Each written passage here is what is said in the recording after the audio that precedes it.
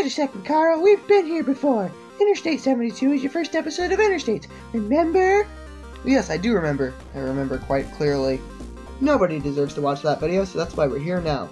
In case you can't tell by now, Interstate 72 is my favorite interstate, and Illinois is my favorite state. I don't know why, but it's probably because I grew up in Decatur. If there are any creepy stalkers in the audience, just letting you know now, I don't live in Decatur anymore, so don't waste your time. Also, my name isn't actually Carl Sampson, so that'd be a dead lead too. Also, this doesn't count towards the episode count of Season 1. This is just me redoing Episode 1, so if this were a TV show, this episode would be considered non-canonical. But enough about stalking and TV shows, let's talk about Interstate 72! Again. Interstate 72 is a 179-mile-long east-to-west interstate running from Interstate 57 in Champaign, Illinois to the Avenue of the Saints in Hannibal, Missouri. I-72's east end is at County Fair Drive in Champaign, Illinois. From here it continues west for about a half mile where it has a cloverleaf exit with Interstate 57. From here 72 continues west to Seymour where it meets Illinois State Route 47.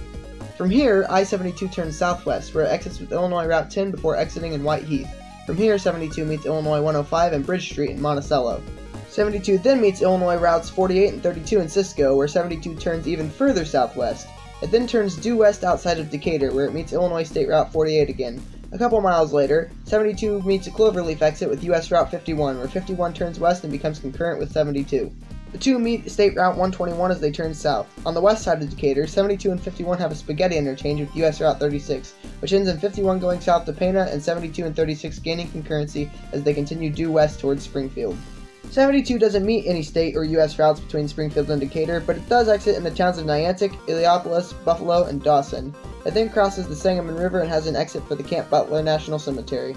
Entering Springfield, we reach I-72's original western terminus. However, from here, 72 turns south and becomes concurrent with I-55. 55, 72, and 36 have a cloverleaf exit with Illinois State Route 29 and then turn west again, where 55 breaks off to go south and 72 continues west towards Jacksonville. Leaving Springfield, 72 exits with Illinois State Route 4, before entering western Sangamon County, where the wind turbines lie. In between Springfield and Jacksonville, 72 has exits in New Berlin and Alexander, before turning southwest and exiting with Illinois State Route 104 in Jacksonville. It also meets Illinois Route 267 and US Route 67. 72 exits with Old US Route 36 in Winchester and Illinois Route 100 south of Bluffs. 72 crosses the Illinois River and then exits in Pittsfield, where US 54 meets its northern end and Illinois 107 its southern one. From here, 72 exits in New Salem and Barry. 72 then meets Illinois Route 96 in Hull, where I-72 meets its one and only spur, I-172, which spurs up to Quincy. 72 goes west to exit with Illinois Route 106 before crossing the Mississippi River into Hannibal, Missouri.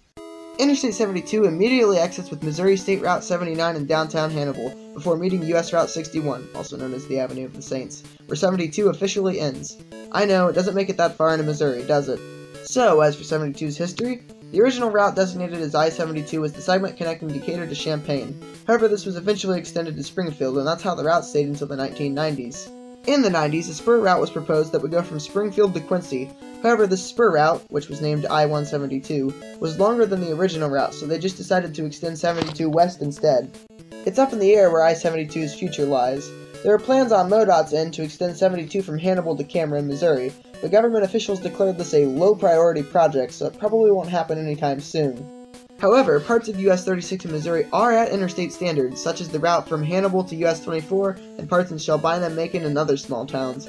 A big potential factor in 72's expansion will be the Chicago-Kansas City Expressway, a route connecting Kansas City to Chicago, and a future video topic. However, even that hasn't deterred politicians. That's about all there is to say for 72, so I'll see you next time on Interstates, where we cover Interstate 43.